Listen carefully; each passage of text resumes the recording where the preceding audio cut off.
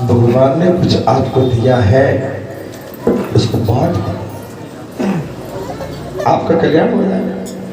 और बांटोगे नहीं ना, अब तुम्हारे भगत जी चाहे कि अकेले लेके एकांत में चले जाए, भगत जी कहते तो बहुत है कि मैं जा रहा हूँ, आऊंगा नहीं, लौटूंगा नहीं, लेकिन भगत जी की भी कुछ मजबूरियां हैं, वो जाना तो चाहते हैं, लेकिन बाबा की प्रेरणा अभी वो नहीं है। भाई वो जानते हैं कि जाके जो अभी जो पढ़ाई चल रही है, अभी जो पाठशाला चल रही है,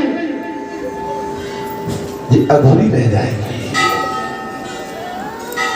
ठीक है, मन में विचार तो बहुत कुछ आते हैं कि भाई बहुत हो गया, आपके बीच में रहते रहते एकांत का मन बनता है कि एकांत में कहीं जाके रह लेंगे, बड़ी बात नहीं है।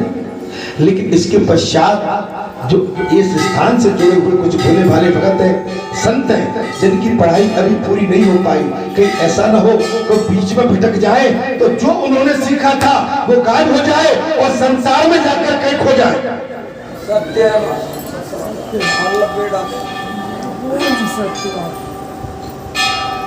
अब आप कहेंगे आप कौन होते हो जो कहने वाले? मैं नहीं कह रहा हूं, ये तो कहने वाला कोई दूसरा ही कहे। बोल बालाजी सरकार की जय। अर्थात तब शिव जी ने कहा, धर्म तुम सदैव मनुष्यों से पूजित हो और तुम मेरे वाहन पर चलो, मेरे वाहन पर। क्या बात, धर्म कौन है? नंदेश्वर। शिव जी ने कहा, धर्म तुम सदैव मनुष्यों से पूजित हो और तुम मेरे वाहन बन जाओ। बन गए नंदी, धर्म का स्वरूप है। आज अपने नंदी बाबा की भी प्राण प्रतिष्ठा हुई थी, भगवान शिव जी के सामने नंदी बाबा को बिठा दिया। भगवान शंकर अकेले बैठे हुए थे तो भगवान शंकर ने कहा, भाई बहुत हो गया, ऐसा थोड़ी होता है मैं अकेला बैठा रहूंगा, मेरे धर्म को मेरे सामने रखो। तुम्हारा सेवन करने वाले मनुष्यों की मुझ में सदैव भक्ति बनी रही, तुम्हारी सेवा करने वाले समस्त मनुष्यों की मुझ में भक्ति बनी। और मनुष्य दक्षिण समुद्र के तट पर जो तीर्थ बनाया है वो धर्म पुष्पकर्णी के नाम से प्रसिद्ध होता है। धर्म पुष्पकर्णी वहां पर केवल नंदी बाबा है। इस प्रकार उस धर्म तीर्थ के लिए बल देकर भगवान शंकर बस रूपधारी धर्म पर आरूढ़ हो गए, कैलाश पर्वत पर चले गए, धर्म पर सवार। अब कहिए क्या आपका बैल है धर्म? बैल कौन है? और गऊ है लक्ष्मी। आपने गांव से गली से दोनों को निकाल दिया। बैल दिख जाए तो लठ मारते हो, गऊ दिख जाए तो लठ मारते हो, खेत में घुस जाए तो घोड़ा फोड़ देते हो। आपने अपने धर्म का, अपनी लक्ष्मी का स्वयं नाश किया है। आप कहते हो तो हम गरीब है, हमारे घर खाने के लिए अनाज नहीं है, तो इसमें भगवान का क्या कर बाबा?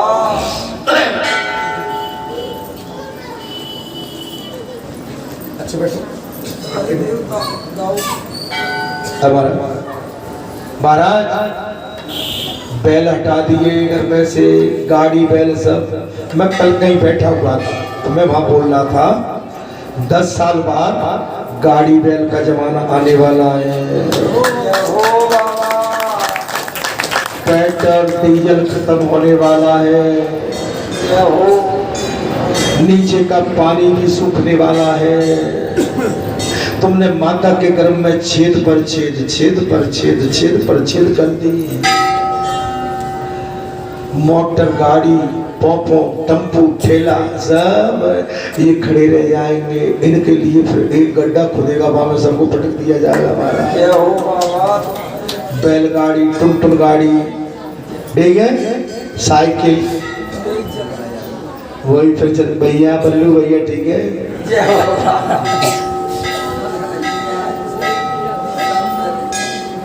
क्योंकि उसके बगैर गुजारा नहीं। मेरे गांव के लोग, हमारे छोटे, ये बहुत एक बैल एक गाय नहीं रख सकती। मैं कहते कहते थक गया, अरे ये काले भैंस को निकाल दो, गाय रख लो, 2 गाय, एक भैंस की जगह 2 गाय रख लो, तुम्हारा बैलेंस बराबर, सेवा की सेवा, मेवा की मेवा, दोनों काम बनते हैं। काला धन बांध के काले धन का दूध पी के आपकी चर्बी मोटी हो गई है, आपकी हमारी बुद्धि भी मोटी हो गई, आपकी हमारी बुद्धि भी मोटी, भैंस बांध लेते हैं। अब देखिए भैंस, सत्य को देखिए, भैंस और देखिए गाय, अंतर है, आवाज में ही अंतर। गाय लक्ष्मी स्वरूपा है, भैंस काला धन। आपको अब हमारे किसान भाई गांव में पाल सकते हैं भाई, शहर में तो मैंने माना कि मकान होते हैं छोटे छोटे रहने के लिए, समझने के लिए, ठीक है, व्यवस्था जो आपकी होगी, लेकिन गांव वालों ने गाय को निकाल के बाहर फेंक दिया। एक गाय घर में अपनी माने, आपके 100 घर है तो 100 गाय कम से कम गांव के अंदर। क्या कर रही हो? ये कथा क्या कह रही है?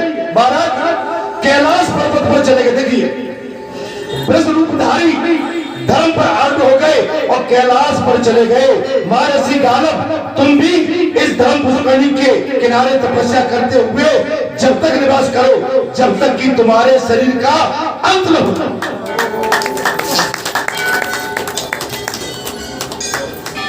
जब तक तपस्या करो। अब बालाजी धाम में तुम्हारे भगत जी चाहे कि अभी 24-25 साल में सब कुछ कर लिया, नहीं, अंतिम सांस तक तपस्या करो,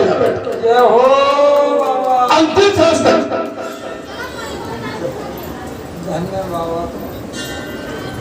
महाराज अब तो सही है, मुझे खुशी, हाँ अब तो यही रहना है। आप बड़े भाग्यशाली हो, यहाँ पर दुनिया धारे ये संत आए, यहाँ पर दंदरोगा सरकार आए तो वो भी आशीर्वाद देके चले गए। प्रज्ञा देवी आई, वो तो लालायित रही बहुत। महाराज ये क्या चमत्कार है यहाँ? बाबा मेरे को टाइम नहीं है, मेरे को जाने का मन नहीं हो रहा। अंत में जाते जाते जे कह के चली गई, महाराज यहाँ से जाने की इच्छा।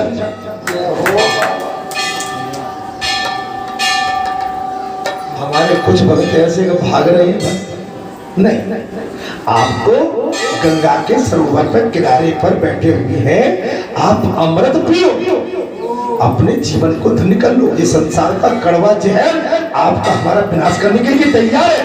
यहाँ पर कोई हमारा कल्याणकारी हितकारी नहीं दिखता सिवाय भगवान के। संसार को हमें इस संसार के झमेले में और संसार के जाल में और प्रपंच में डाल के हमारा जीवन विनाश की ओर ले जाता है।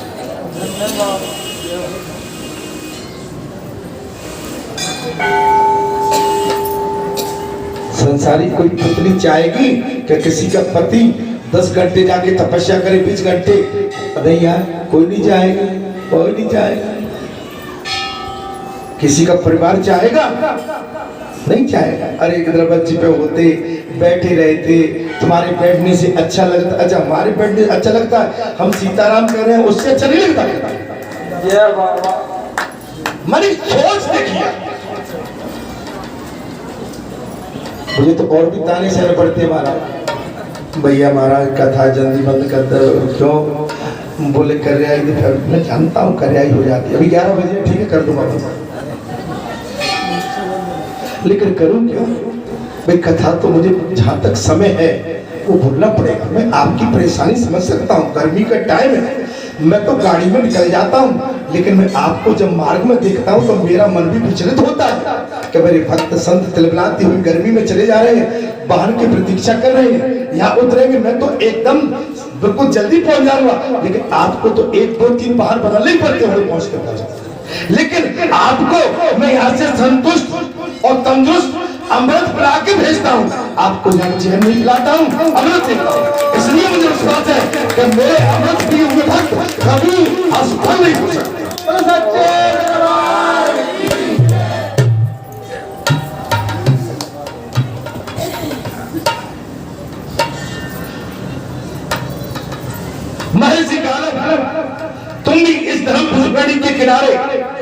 तपस्या करते हुए तब तक निवास करो जब तक कि तुम्हारे शरीर का अंत न हो जाए। ऐसा कहकर भगवान विष्णु वहीं से अंतर ध्यान हो गए। भगवान विष्णु भी अंतर ध्यान हो। तब मुनि श्रेष्ठ गानव धर्म पुष्करणी के तट पर भगवान विष्णु के ध्यान में तत्पर होकर निवास करने लगे। किसी समय माघ मास में शुक्ल पक्ष की एकादशी को उपवास करके उन्होंने रात्रि में जागरण किया। गानव ऋषि कथा गानव ऋषि के ऊपर चल रही है, जिससे आपका ग्वालियर नाम जाना जाता है। गानव और दूसरे दिन द्वादशी को धर्म पुष्करणी के जल में स्नान करके संध्या बंदन पूर्वक नित्य कर्मों का अनुष्ठान किया। तत्पश्चात भगवान विष्णु की पूजा संपन्न करके उन्होंने इस प्रकार चिंतन किया, भजन किया। गालिब बोले, हे सहस्त्रों मस्तक धारण करने वाले, हे भगवान विष्णु, तुमको मैं नमस्कार करता हूं। मत्स्य कुरुम 12 नरसिंह वामन परशुराम राम बलराम श्री कृष्ण तथा कल की रूप धारण करने वाले भगवान विष्णु को मैं प्रणाम करता हूं।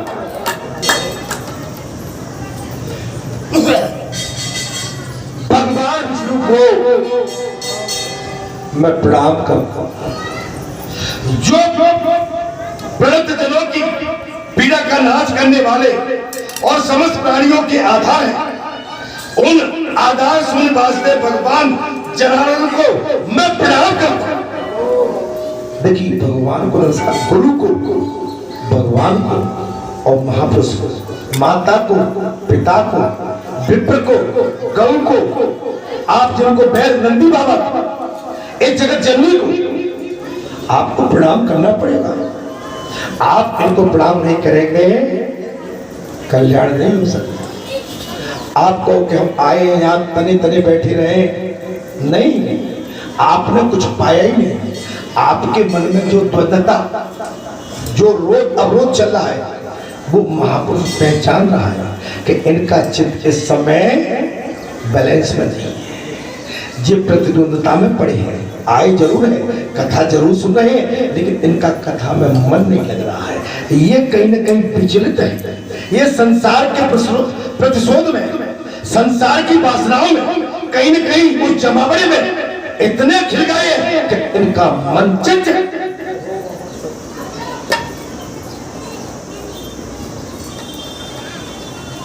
अगर मैं ऐसा यहाँ करने लगूं, दो चार को उठा के बता दूं कि भैया जी चक्कर क्या है तुम्हारा कथा में मन ही नहीं लग रहा। कथा में मन लगा। कथा का वार्तालाप तो, कथा तो व्याधा को काटने के लिए होती। कथा तुम्हारी निजी प्रशंसा के लिए नहीं है, तुम्हारी चापलूसी के लिए नहीं है, हमारी चापलूसी के लिए नहीं है। कथा तो इस जगत के संकटों को दूर करने के लिए और आपके हमारे अंदर जो संसार का भ्रम है उसको तोड़ने के लिए।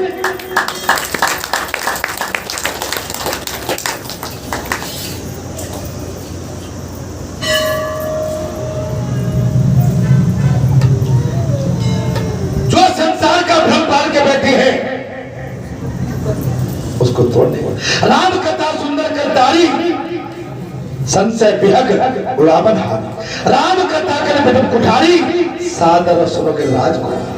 राम कथा सत्करण समाना संत चकोर करे जिन पाना। ऐसो संशय कीर भवानी महादेव तक कहा बखानी। जो तुम्हारे मन अवसन दे तो किन जाए परीक्षा ले तब लग बैठ आवट छाई तब लग तुम ऐसे न।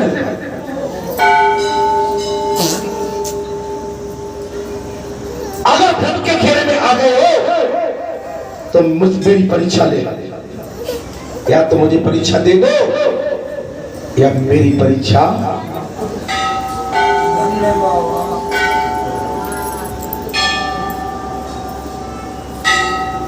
भगवान की लाठी में आवाज नहीं होती। भगवान की चामुक, भगवान की लाठी जब हमारे कुकर्मों का हिसाब लेती है तो ऊपर से नीचे हमको रुला देती है। थर्रा देती है, कांप जाती है। भगवान जब हिसाब लेते हैं तो बिल्कुल छाती फाड़। इसलिए डरो, बुरे कर्मों से, बुरे विचारों से, अज्ञानता से, प्रतिद्वंदता से, क्रोध से, कलेश से, अपनी झूठी प्रशंसा से, इससे बचो, इससे बचो। कलेक्टर की सील कलेक्टर के काम नहीं आती, महापुरुष की सील महापुरुष पर नहीं लगती, भक्त की सील भक्त पर नहीं लगती। जब दूसरे सील लगाते हैं तब पुख्ता बात मानी जाती है। जय बाबा।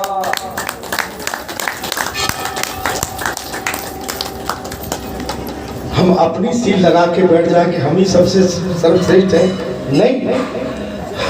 हम पर कोई सील दूसरा लगा जाए, हमारी जो भी बात है उसको कह जाए, तब बात माने, अच्छी हो या बुरी हो।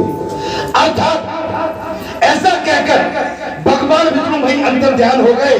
तब मुनि श्रेष्ठ गालव धर्म पुष्करणी के तट पर भगवान विष्णु के ध्यान में तत्पर होकर निवास करने लगे। किसी समय माघ मास में शुक्ल पक्ष की एकादशी को उपवास करके उन्होंने रात्रि में जागरण कर डाला। हसमुख भैया कहाँ रहे भैया इतने दिन तक? हमने तो तुम्हें बड़ी बड़ी कथाओं में आते जाते देखा है, हमसे कोई भूल हो गई तो कहाँ रहे भाई? दिया तले अंधेरा, हसमुख भैया दिया तले अंधेरा। हमने तो तुमको बड़ी बड़ी कथाओं में बैठे देखा, मुझसे कोई भूल हो गई? हसमुख भैया देखो, हम तुम पकड़ लेते हैं, पकड़ने वाला हो। और एक दूसरे दिन द्वादशी को धर्म पुष्करणी के जल में स्नान करके संध्या बंदन पूर्वक नित्य कर्मों का अनुष्ठान किया। तत्पश्चात भगवान विष्णु की पूजा संपन्न करके उन्होंने इस प्रकार वचनबद्ध किया। गालव बोले महाराज, गालव बोले, अब समझ सकते हो इतनी भीड़ में भी हम छोड़ते नहीं है किसी को। बाबा की बड़ी सहज मस्तक धारण करने वाले भगवान विष्णु को मैं नमस्कार करता हूं।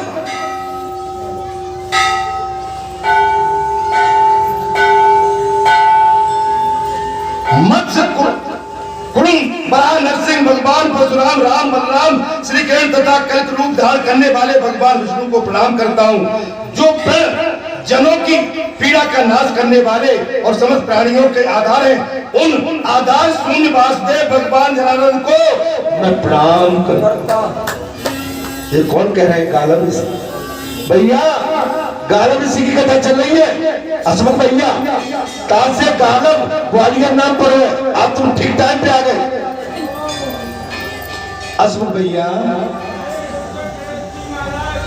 जो सर्वज्ञ सबके कर्ता सच्चिदानंद स्वरूप तरक के अब स एवं नाम निर्देश से रहित हैं, उन भगवान जनार्दन को मैं प्रणाम करता हूँ। इस प्रकार स्तुति करते हुए महायोगी गालव मुनि धर्म पुष्करणी के तट पर ध्यान मग्न होकर बैठे। इसी समय कोई भयंकर राक्षस महाराज गालव ऋषि मुनि को खा जाने के लिए वहां आ गया। महाराज, धर्म कर्म में कुछ राक्षस भी आ जाते हैं। आपका कोई अच्छा काम हो रहा है ना, तो उसमें बुरी आहुति डालने भी आ जाते हैं। कुछ रोएंगे, कुछ गाएंगे, कुछ जबरदस्ती का हल्ला मचाएंगे, कुछ ऐसे भी आ जाते हैं। आप समझ लो। उसने गालव मुनि के बड़े बैग से पकड़ लिया। तब गालव जी ने शरणागत रक्षक दया सागर चक्रपाणी भगवान नारायण को बार बार पुकारते हुए कहा, हे प्रभु मेरी रक्षा कीजिए, हे प्रभु मेरी रक्षा कीजिए, मेरी रक्षा कीजिए, हे परमेश्वर, हे परमानंद, हे शरणागत बालक, हे करुणा सिंधि मेरी रक्षा कीजिए, हे लक्ष्मीकांत, हे विष्णु, हे ब्रह्मकुंठ, हे रक्षा के लिए दामोदर, हे जगन्नाथ, हे हिरण्यकश्यप, मदन, प्रहलाद की भांति मेरी रक्षा कीजिए। तथा इस प्रकार स्तुति करते हुए अपने भक्त गालव मुनि के भय को जानकर चक्रपाणी भगवान विष्णु ने भक्तों की रक्षा के लिए अपने चक्र को प्रेरित किया और भगवान का भेजा हुआ वो चक्र धर्म पुष्करणी के तट पर बड़े वेग से आ गया। सुदर्शन चक्र को आया देखकर राक्षस वहां से भागा। पीछे पीछे पीछे वहां से भागा, किंतु ज्वालामालाओं से मंडित उस चक्र ने भागते हुए राक्षस का मस्तक धड़ से अलग। भगवान से कोई बच नहीं सकता। अधर्म का परमात्मा विनाश करता है। आज यहाँ पर उत्पाती कोई उत्पात मचाता रहे, लेकिन हम उनके लिए कोई अमंगल नहीं सोचेंगे। उनका हिसाब परमात्मा पर है। वो क्या करेंगे, उनका निर्णय क्या जाता है, वो निर्णय लेने का अधिकार उनको हमको है।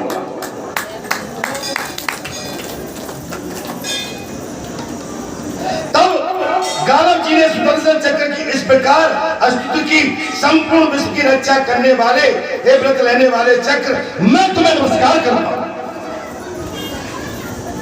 हे भगवान नारायण के कर कमलों की विभूषित करने वाले तुम सुदर्शन चक्र को मैं नमस्कार करता हूं। महान गर्जना करने वाले सुदर्शन चक्र, तुम युद्ध में असुरों का संहार करने में प्रवीण हो। भक्तों को पीड़ा का नाश कराने वाले तुम्हें मैं नमस्कार करता हूं। मैं वैसे उति अगल हूं, तुम समस्त कल्पों से मेरी रक्षा करो। हे स्वामिनी, हे प्रभु, हे सुदर्शन, तुम सदा मुक्ति की इच्छा रखने वाले जगत के हित के लिए इस तीर्थ में निवास करो।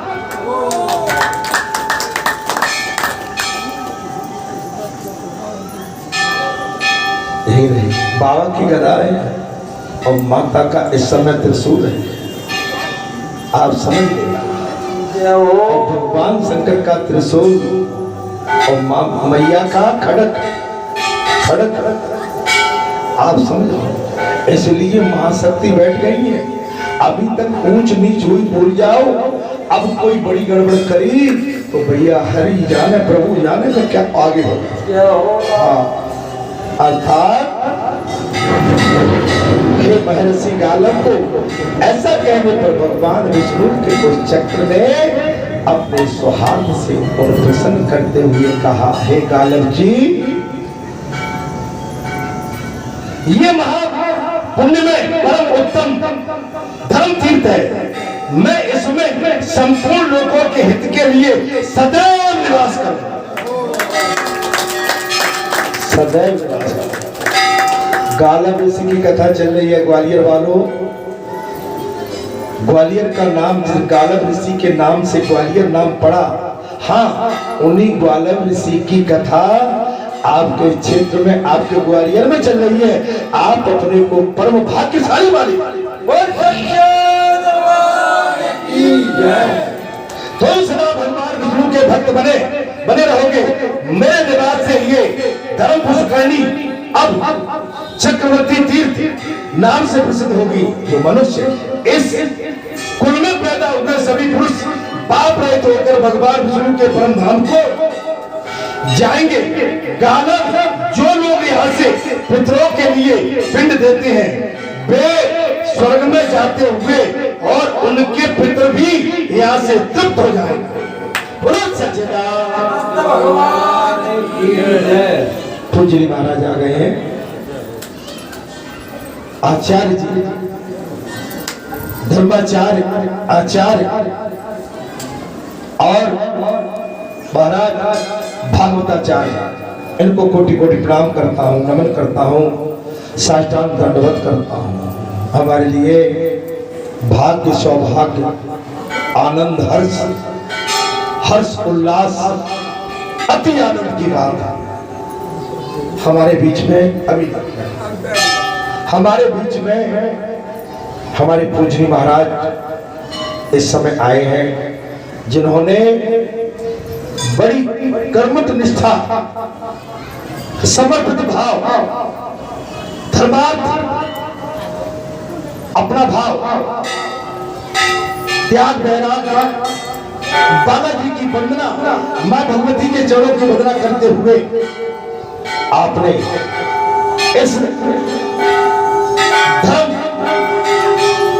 और माता की प्रार्थना के लिए आपने जो भाव रखा और जिस भक्ति और जिन मंत्र उच्चारण के माध्यम से आपने मां भगवती का जो प्राण प्रतिष्ठा का कार्य संपन्न कराया, मैं आपको कोटि कोटि नमन करता हूं, प्रणाम करता हूं, साष्टांग दंडवत करता हूं।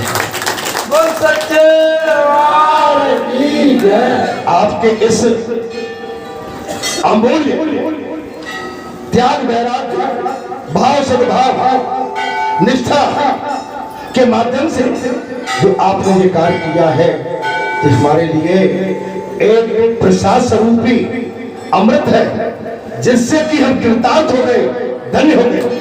प्रभु और माता दुर्गा की आप पर सदैव ऐसे ही कृपा बनी रहे। जय श्री राम, जय हनुमान। मैं कहता बहुत ही सुंदर बात है महाराज। मैं कथा में आ रहा हूं थोड़ा सा बस शेष। धर्म पुष्करणी चक्रवर्ती तीर्थ के नाम से प्रसिद्ध होगी। जो मनुष्य इस मुक्तिदायक चक्रवर्ती तीर्थ में निवास करेंगे, उनके कुल में पैदा हुए सभी पुरुष पाप रहित होकर भगवान विष्णु के परम धाम को जाएंगे। गालव जो लोग या पितरों के लिए पिंड देते हैं, वे स्वर्ग में जाते हैं और उनके पितर भी यहाँ तृप्त हो जाएंगे। गालव ऋषि की कथा। ऋषि गालव जिनके नाम से ग्वालियर शहर जाना जाता है, उन गालव ऋषि की कथा चल रही है। यो कहकर भगवान विष्णु का वो चक्र गालव मुनि के देखते देखते सहसा उस पाप नाशनी धर्म पुष्करणी में समा गया। तब से धर्म तीर्थ की चक्रवर्ती के नाम से प्रसिद्धि हुई है। ये प्रसंग मैंने तुम सब लोगों को सुनाया। जो मनुष्य धर्म तीर्थ के उग्र समाधि योग में स्थित गालव मुनि तथा सुदर्शन चक्र का एक बार स्मरण करता है, वो कभी पाप का भागी नहीं होता।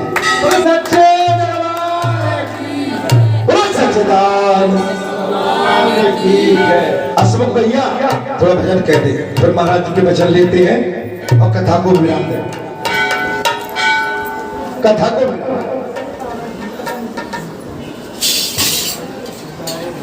को विराम देंगे, महाराज जी की वचन सुनेंगे। हेलो,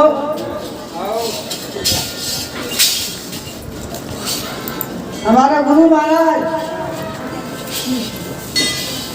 श्री राधे देखना बोले बालाजी सरकार की भैया की और गुरु महाराज की।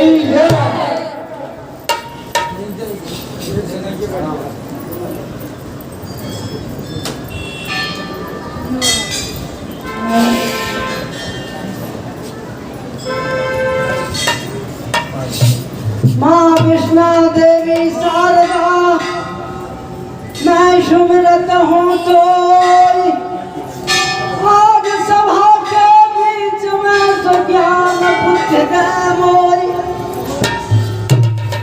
ज्ञान बुद्धि दे मोई। माँ तू मेरी घट की खोल किवारी, ऊंचे से पर्वत से आया मैया महारा।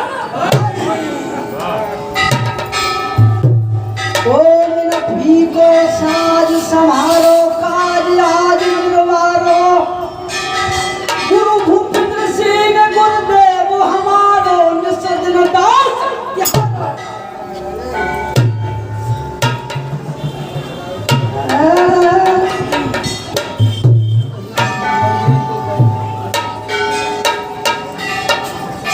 श्री राधे जय हो, हरिओम। बैठिए। गिरिजानंदन गजवदन शंकर सुवन गणेश, जय जय माता सरस्वती, जय जय भारत देश। सुमिर गणपति सरस्वती सकल सभा सिर नाई, गोवर्धन लीला कहूँ सज्जन सुनो। अरे मेरा इष्ट देव नहीं दूजा है, ओ मेरा इष्ट देव नहीं दूजा है। श्री राधे जय हो।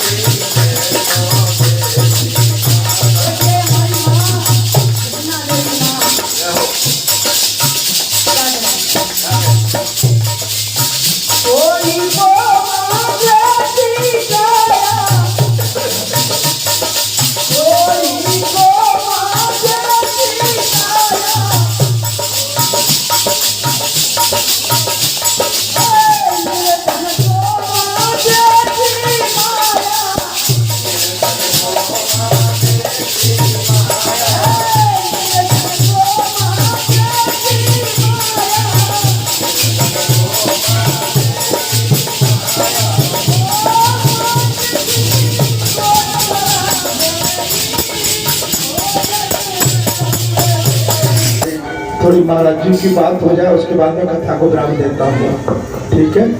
पूज्य महाराज जी अपने शब्दों से, अपनी वाणी के माध्यम से सभी को आशीर्वाद प्रदान करें। इसके बाद मैं कथा को विराम दूंगा इसके बाद, ठीक है। गर्मी का टाइम है, आप सभी का प्रेम, उत्साह, आनंद आ रहा है। हमारे पूजनी महाराज आचार्य जी जिन्होंने अभी हाल ही में मां वैष्णो देवी की प्राण प्रतिष्ठा के कार्यक्रम को संपन्न कराया और बड़ी निष्ठा भाव भक्ति के साथ उन्होंने इस पूरे कार्य को संपन्न कराया। आनंद आ गया। उनसे अनुरोध करता हूँ अपनी आशीर्वाद रूपी वाणी के माध्यम से हम सभी श्रोताओं को ओतप्रोत करें, आशीर्वाद प्रदान करें। जी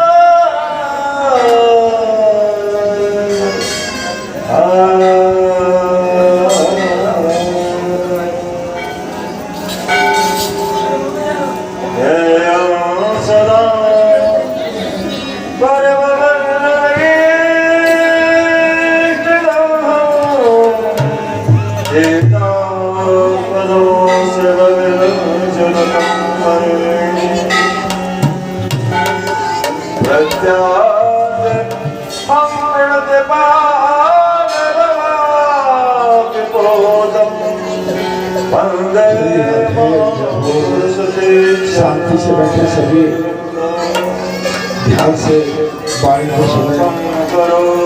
सभी सुविधा हो रहे हैं, प्रार्थना भी है।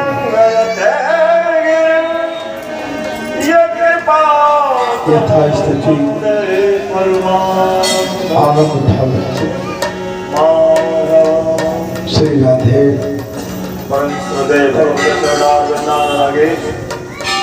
जय श्री राधे। हरिओम। हर हर महादेव। कथा के अंशभूतों से उत्पन्न होने वाली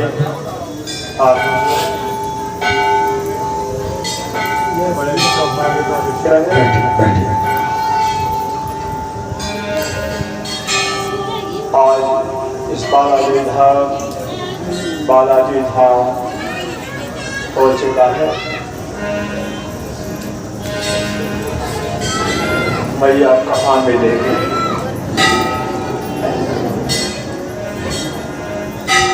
लेकिन मैया के भक्तों ने मैया को बोला के लिए अब इस मैया के आगमन में सबने बड़ा उत्साह के साथ उत्सव मनाया। मैया की शरणागति। आइए ज्यादा नहीं, 10 मिनट में, क्योंकि समय भी आखिरी का होने जा रहा है। मैया तो आ गई, लेकिन मैया से कुछ लेने के लिए कुछ चलते हैं। कौन? संग सखे सब सुभग सयाने गावय गीत मनोहर बानी। जय हो, जय हो। आज वो आसक्ति भवानी के मंदिर में हरिओम। हमारी श्री किशोरी जी वो अमूल्य बरदानी लेने के लिए चल पड़ी। उधर मेरे प्रभु श्री राम अवध से आकर जनकपुर में भी प्रवेश कर गए थे, लेकिन अभी आए नहीं है ना। अभी आए नहीं है, लेकिन एक ब्रह्म और जीव को मिलाने के लिए एक शक्ति की आवश्यकता होती है। आज मैया तो आ गई, लेकिन हमारे अनंत बलवंत हनुमंत जी महाराज जी के आशीर्वाद से, क्योंकि परमात्मा से मिलाने के लिए एक सखी चाहिए। कौन चाहिए? एक सखी। अब देखो वो सखी कब तक उस मैया को उस ब्रह्म परमात्मा से मिलाने का कब प्रयास। पुष्पवाटिका में मैया तो आ चुकी हैं, अब पुष्पवाटिका में हम तुम सभी उस मैया से आशीर्वाद लेने के लिए जाते हैं। क्यों? सीता जी गई थी मंजन कर सब सखिन समेता, मंजन किया और पूजन के अधिक अनुरागा। मां भगवती सीता ने पूजन किया, लेकिन वहां पर विचार करने की बात है। मैया ने क्या मांगा? निज अनुरूप सुभग वर मांगा। सुभग मैया सीता ने कहा जैसा मेरा स्वरूप है ऐसे मुझे गोरे पति की आवश्यकता है। लेकिन वो सखी जो थी ना, उन्होंने कहा अभी सच्ची सीता को अभी भ्रम हो गया, नहीं पहचान पा रही। जिनको मनाने के लिए, जिनको प्राप्त करने के लिए वो गौर करने वाले नहीं है। भगवान तो मान लिया निज अनुरूप मेरा जैसा रूप है वैसा पति मुझे प्राप्त है। यहाँ पर वरदान मिला नहीं है, निज अनुरूप सुभग मांगा है। लेकिन मैया ने वरदान मांगा सीता ने, लेकिन मैया ने वरदान दिया नहीं, क्योंकि तुम्हारा वर तो दूसरा है। पर सांवरो जानकी जोगु। सीता क्या मांग रही हो? लेकिन एक सखी सी संग विहारी, हमारे अनंत बलवंत सखी सर्व श्री अनंत हनुमान जी महाराज ने सखी स्वरूप धारण करके आज सीता को भी रास्ता में चिंता मत करो। लेकिन पूजा करने के बाद जब पुष्पवाटिका में भ्रमण किया, लौट करके वो सखी ने देखा। कौन सखी थी? वो बैठे हुए हनुमान में बैठे हुए। तो सखी ने कहा अरे सीता तुम चिंता मत करो, भूल मत करो। वरदान सोच को समझ के मांगना चाहिए। तुमने वरदान मांगा, समस्या गंभीर है। लेकिन चतुर सखी सब कहा हो। सखी चतुर थी, सखी चतुर थी सीता। हाँ, देखन बाग कुमेर दो आए, पैर किशोर सुहाए। कैसे हैं? श्याम गौर किम कहो पखाने और गिरा बिन बांधे। सीता एक श्याम एक गौर दो वर्ण वाले हैं। कैसे हैं उसको नहीं बता पाऊंगी। क्यों? उन्होंने मुझे चुरा लिया। एक हाथों से गयो श्याम सक को आराधे कूदो मन न भये। वो सखी कहती है सीता गिराओ अनैन।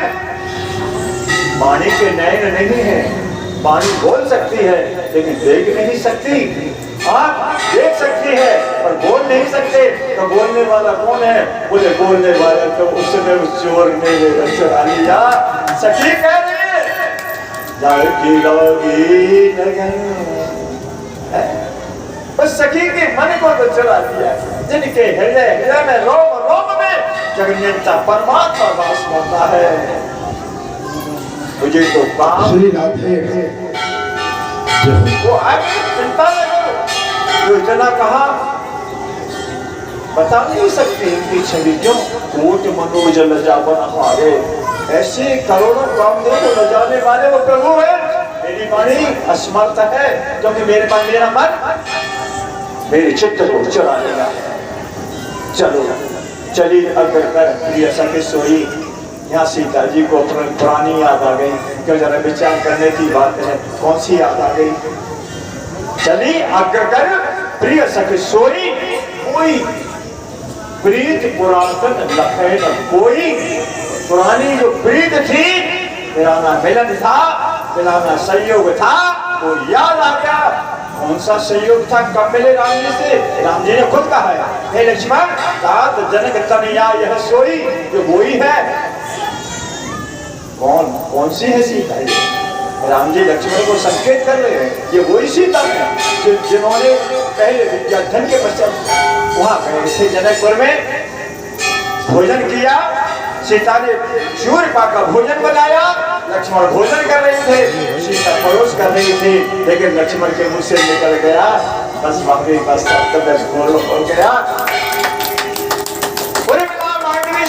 कहते हैं कैसा बाबा है, ये हमारे अभी सुना हुआ नहीं, भाभी कह रहा है।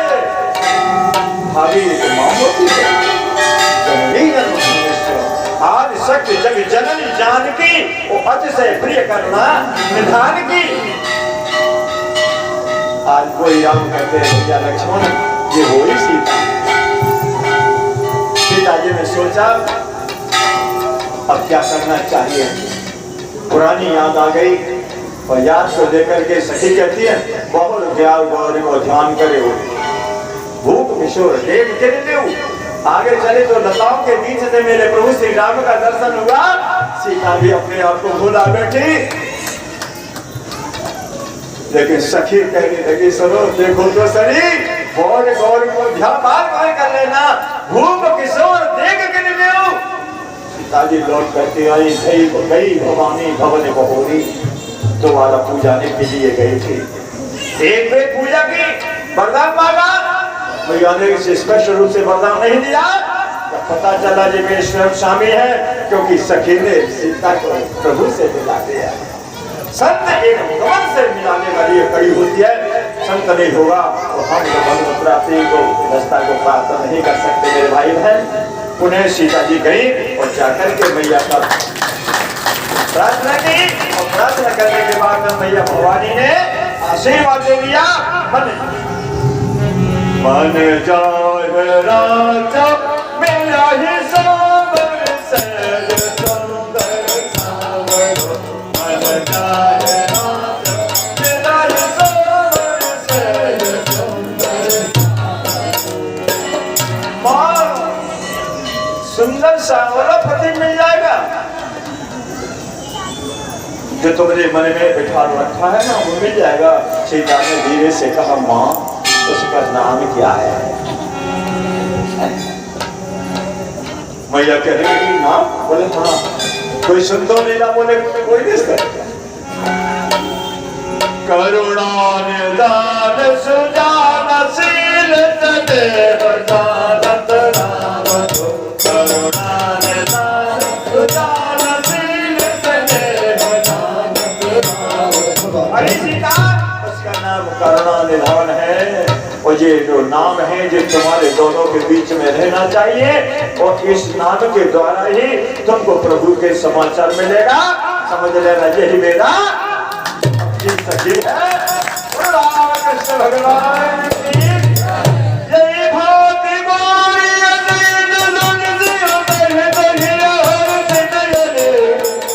तुलसी भवानी मैया सखी हमारे हनुमत लाली महाराज के दूसरे स्वरूप में इन्होंने मैया की अपने स्थान जगह पर आइए। हमारी अम्बा आज अपने स्थान आज अपने स्थान को स्वीकार कर चुकी है। इसलिए जैसे सीता ने तन मन क्रम से वचन से मैया भवानी की सेवा की, पूजन किया, पूजा की, अधिक अनुराग नहीं होगा, प्रेम नहीं होगा। पत्थर में परमात्मा नहीं है, लेकिन भावों में परमात्मा है। तो भाव का भूखा हूँ मैं, वो भाव ही एक सार है। और भाव से भजता मुझे, उसका भव से मेरा। माँ की सेवा करो, माँ से वरदान मांगो, माँ आपकी इच्छा को पूर्ण नहीं करे तो सखी कहते हमसे आके कह देना।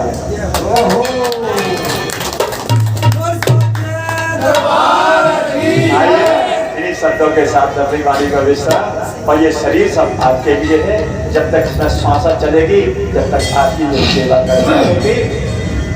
मुझे कुछ नहीं चाहिए, मुझे आपके प्रेम, आपका आशीर्वाद और कुछ नहीं।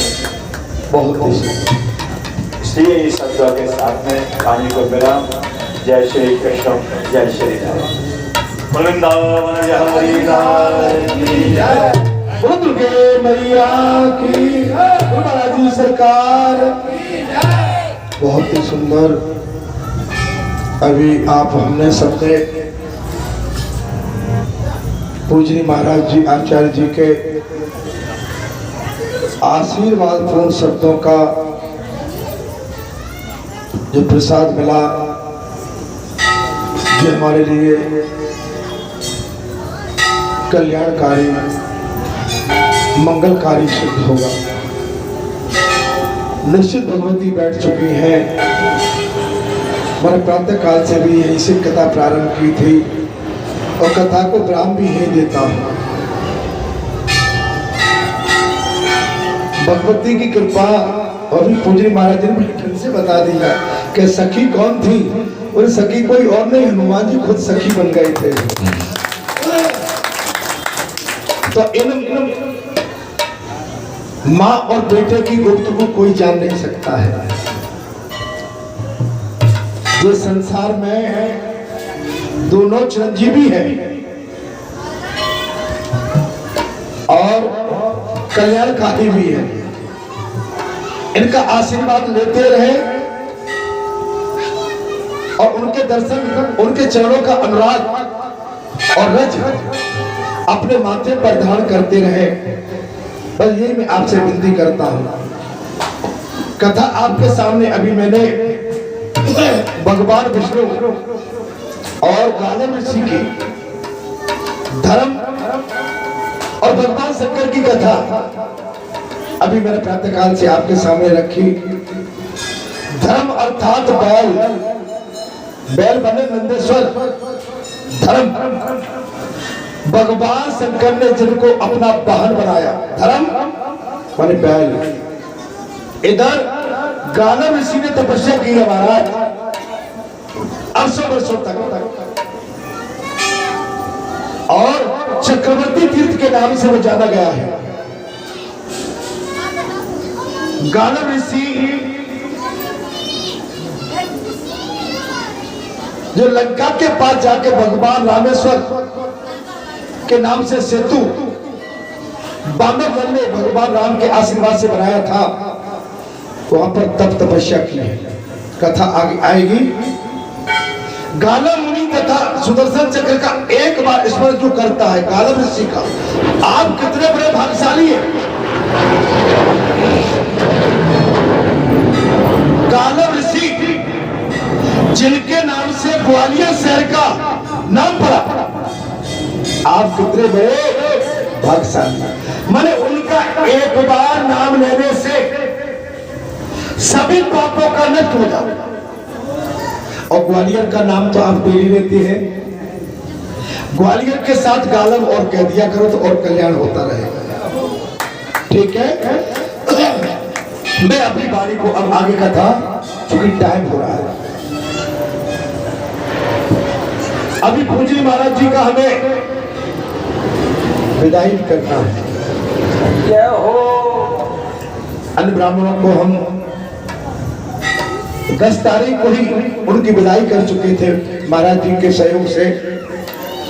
हमारे पूजनी महाराज, हमने इनको रोक लिया था कि नहीं आप मंगलवार तक आइए, मंगलवार को आपका सब बालाजी धाम से आपकी खूब आनंद के साथ सभी विदाई करेगा। ठीक है। अब तो माता और बेटा दोनों बैठे हैं इस समय, और आज पूर्णिमा का दिन भी है और ज्येष्ठ मास का विराम, आषाढ़ मास का प्रारंभ और 1 महीने बाद गुरु पूर्णिमा। हमारे और अधिक उत्सव त्योहार यहां से गुरु पूर्णिमा से प्रारंभ होती है, जो कि आषाढ़ के पूरे महीने में, श्रावण के पूरे महीने में, भादों के पूरे महीने में और कुआर के पूरे महीने में और कार्तिक में जाके एकादशी के दिन देवताओं को सुनाना नहीं है अभी अषाढ़ में। अरे और देवताओं को सुना के और उधर एकादशी 11 पड़ेगी देवउठनी उठाना है, भरपूर त्योहार पड़े, आनंद लेते रहिए, संत पुरुष महापुरुषों की संग में रहिए, जहाँ अपना अकेले का कुछ भी नहीं है, जहाँ सब ईश्वर का है, बालाजी सरकार का है। और जगदेश्वरी जगत जननी माता भी विराजमान हो गई है, उनका भी आप सभी का सहयोग, समर्पित भाव और जिस निष्ठा के साथ आपने माता के कार्यक्रम को बड़ी निष्ठा के साथ संपन्न कराया, मैं आप सभी को कोटि कोटि नमन करता हूं, प्रणाम करता हूं, साष्टांग दंडवत करता हूं। आपका ऋण मुझ पर उधार हो गया। अब कहिए ऋण किस बात का? कि आपका सहयोग, आपका प्रयास, आपका हर तरह से प्रयास, तन मन धन से अगर न प्राप्त होता तो बड़ी मुश्किल हो जाती। और हमारे आचार्य जी महाराज और उनके सहयोगी जो आचार्य थे, हमारे पूजनी मुन्ना महाराज जी, हमारे पूजनी बालाजी के पुजारी और हमारे प्रिय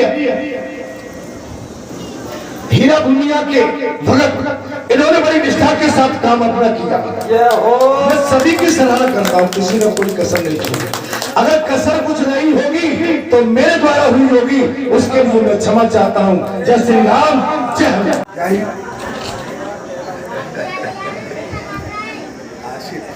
जाओ बेटा, है ना।